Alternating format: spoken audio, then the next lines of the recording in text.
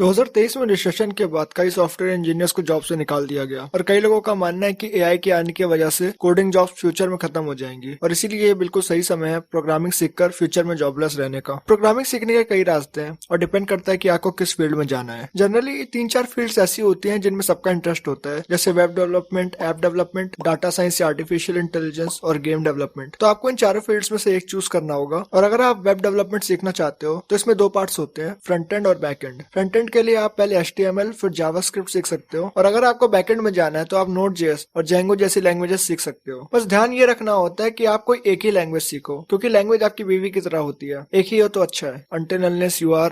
और अगर आपको ऐप डेवलपमेंट में जाना है तो इसके भी 2 पार्ट्स होते हैं, एक है एंड्रॉइड डेवलपमेंट और दूसरा है iOS डेवलपमेंट। एंड्रॉइड डेवलपमेंट के लिए आप जावा सीख सकते हो और अगर आप कॉलेज में हो तो आप C लैंग्वेज भी सीख सकते हो, क्योंकि most of the engineering college में C लैंग्वेज सिखाई जाती है। आई मीन सिखाई तो नहीं जाती है मगर सिलेबस में होती है। अब अगर आपको iOS डेवलपमेंट में जाना है तो आप स्विफ्ट सीख सकते हो, ये मोस्ट प्रिफर्ड लैंग्वेज होती है जो कि एप्पल जैसी कंपनीज यूज करती हैं। और अगर आपको आर्टिफिशियल इंटेलिजेंस, मशीन लर्निंग या डेटा साइंस में इंटरेस्ट है और आप सिंगल लोगों के लिए अगला चैट जीपीटी बनाना चाहते हो तो आप पाइथन और मैटलैब जैसी लैंग्वेजेस सीख सकते हो। मगर इस केस में चुपचाप पाइथन सीख लेना, क्योंकि इसकी लाइब्रेरीज का कंपैरिजन कोई भी लैंग्वेज नहीं कर सकती, प्लस इसका लोगो भी बहुत कूल है। और फाइनली गेम डेवलपमेंट के लिए आप C++ या C#, जिसको कुछ पढ़े लिखे लोग C# भी बोलते हैं, आप वो भी सीख सकते हो। अब मैं दोबारा रिमाइंड करा रहा हूँ, पहले सिर्फ एक लैंग्वेज को मास्टर करने की कोशिश करना रेदर देन 5 लैंग्वेजेस को। लोग हमेशा ये गलती करते हैं कि वो हर एक लैंग्वेज के बेसिक्स सीख लेते हैं, मगर जैसे ही आप उनसे किसी भी लैंग्वेज में थोड़ा डीप क्वेश्चन पूछते हो, उनको उसका कोई भी आइडिया नहीं होता। आई मीन इन जनरल भी वो लैंग्वेज जिसको आती है उसको भी उस क्वेश्चन का कोई आइडिया नहीं होता,